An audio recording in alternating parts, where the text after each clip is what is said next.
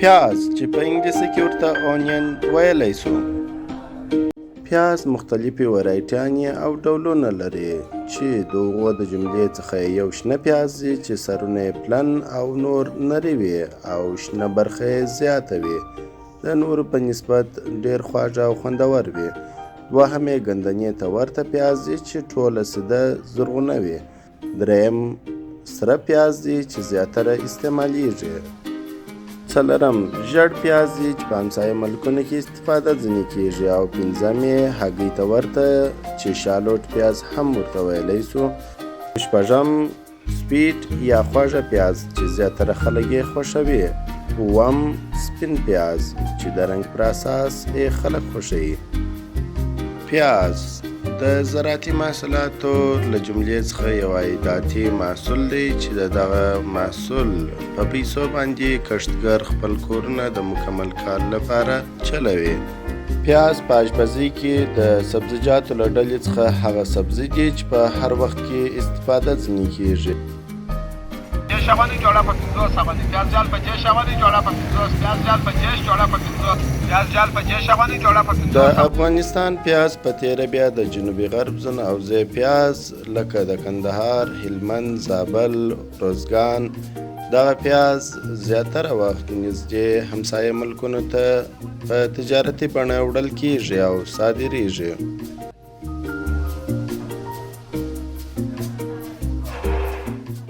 د پیازو څخه په مختلفو بڼو استفاده کیږي، لکه په تازه شکل د پیازو څخه استفاده او د پیازو جوس چې صحت ته زیاته ګټه لري، د پیازو پوډر چې اکثره وخت په اشپزۍ کې استفاده ځینې کیږي، او د پیازو مختلفې اشپزۍ چې په هر قسم اشپزۍ کې موږ کولی سو چې د پیازو څخه استفاده وکړو، لکه د پیازه سره کړي پیاز، همدارنګه د پیاز یو قسم چپس ته ورته اشپزي کولی سو. پیاز د نورو کلونو په پرتله په بازار کې ډیر ارزانه دي.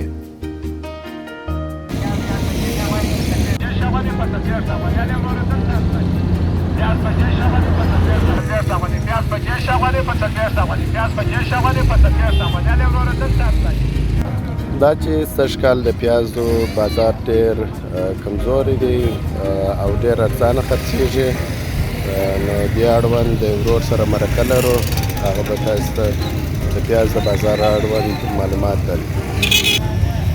سلام علیکم ورور، ستړي مه سئ، جوړ په خیر، سلامت یې؟ اول دې نوم راته ووایه چې نوم دې څه دی؟ محمد.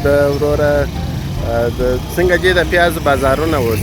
پیاز بازارونه اوس ښه دي، څه ورسره وکړو، ډېر ښه دي. تاسې پیاز د کوم ځای راوړئ؟ د مارکېټه سیم راوړو، هلته په مځکو کې هم راجنسو. ښه پیاز په کندهار کې د کومې ولسوالۍ دی؟ دامان او خوشاب.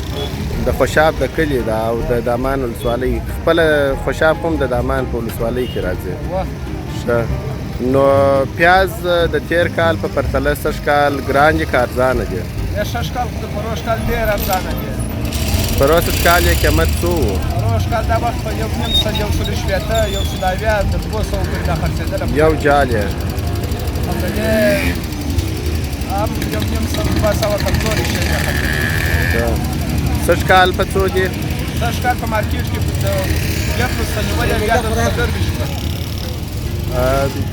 کښتونه والا چې کله یې پیاز کرلي مارکېټ ته یې راوړي، په مارکېټ کې په څو ځینې رانیسي؟ د 13 افغانو څخه نیولې بیا در 22 افغانو پورې ښه پیاز په 23 افغانۍ.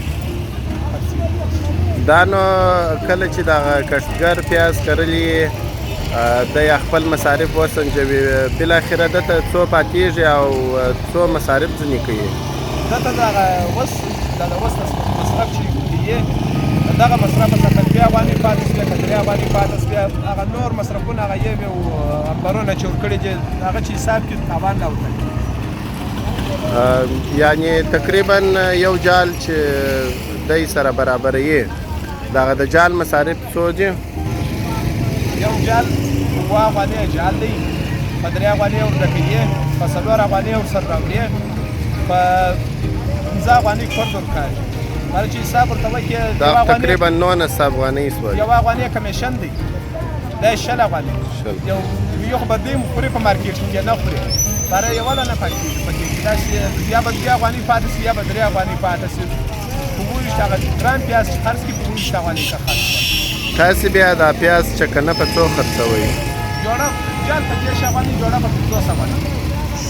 نو څنګه چې په دا اوس بازارو کې خلک په دغه قیمتو پیاز رانیسي که یا رانیسي، نو څه وکړي، ګرده خلک یې د مجبورۍ خرڅوي او ځکه خلاص کړي. چا دغسې کوچانو باندې په اجاره ورکړي چې ما دا مالونه ورلا کېدت یې کښلي بالا مالونه ورلا. دولت باید څه وکړي او تجاران باید څه وکړي چې د پیاز بازارونه سم شي؟ موږ د دولت نو د تجارانو څخه دا غوښتنه لرو چې باید دوی نورو ملکو ته یوسي، بازارونه لوړ کړي. موږ دغه عایدات نو بل موږ څه شي لرو چې ګودامونه ورته جوړ کړي، ساتنځایونه څنګه دی هغسې؟ هغه ځایونه خو چې جوړ کړي هغه خو ډېر ښه دی. باره به باید چې دولت دا وکړي دوی خپله راولاړ شي، خپلو شیانو باندې پر ټولو زراعت باندې وګرځېږي چې معنا دا اوس څنګه دي او چاته تاوان کوي چاته ګټه کوي. دا تاسې د ورځې څو پرسله رانیسئ او څو درته خرڅېږي؟ موږ رانیسو ډېر، تقریبا 600 پرسله رانیسو. هلته بیا په مارکېټ کې بېرته بیا په 1 افغانۍ یا په 1 افغانۍ یا په 1.5 افغانۍ ګټه بېرته هلته خرڅ. ښه. او دلته چکن چې چېرې پاتې شي هغه راو د دې بازار ته، بازار باندې دلته نو په 2 ګټه په 3 ګټه د دې. او چکنه بیا دلته څونه خرڅوئ؟ چکنه نو بالا کله 50 جاله خرڅوي، کله 100 جاله خرڅوي، کله 80 جاله خرڅوي. داسې دقیق نه معلومېږي چې په یوه هره ورځ به دغونه خرڅېږي. داسې ورځ راغلې ده چې په ورځ کې دې 10 جاله لا نه یې خرڅ کړې؟ وخت راغلی ده، ولې نه ده راغلې. ښه. داسې ورځ راغلې ده 2 جاله مې په ګڼه ورځ د سهار څخه ماښام پرې بالا نه دي خرڅ کړي. نو زیات به مایوس هم یې چې په سربسته ورځ سړی 2 جاله خرڅ کړي. حالا نو خامخا دغونه یو څه مایوسه کېږي، مصرفونه کوي. یو لیټر تېل په 3 افغانۍ. ډېره مننه وروره ستاسې د خبرو څخه چې موږ ته معلومات راکړئ. دا به انشاءالله موږ د ټولو وطنوالو سره شریک کړو. دا چې زموږ پیاز هر کال د تخریب او ټیټ قیمت سره مخ وي او بزګرانو ته ځانګړی بازار نشته، دوی نشي کولی چې خپل پیاز په ښه قیمتونو وپلوري. د دې پر ځای چې دوی مایوسه سي، دولت او تجاران باید دغه برخې ته زیاته پاملرنه وکړي. دولت باید د دوی لپاره ښه مناسب بازار پیدا کړي او بهرنۍ هیوادونو ته پیاز صادر کړي. او تجاران باید د اتاقي تجارت په مرسته او همکاري سره په ګډه څو داسې مختلف ګودامونه جوړ کړي ترڅو زموږ پیاز په هغه کې ذخیره او په راتلونکي وختونو کې استفاده ځنې وسي. پیاز مختلفې ګټې لري چې د هغو د جملې څخه د وریښتانو ټینګول او قوي کول، د پوستکي ښایسته کول، د سترګو روښانه کول، همدارنګه د وینې لوړ فشار راټیټوي او د التهاب ضد قوي عملیه اجرا کوي او د شکرې په کنټرول کې مهم رول لري. همدارنګه د جسمي او جنسي قوت لپاره بهترینه منبع ده. دا وه د پیازو لنډ معلومات او د بازار ستونزې چې پیاز په ډېر ټیټ قیمت په بازار کې پلورل کېدل. په درنښت انجینر مسعود شاه احمدي.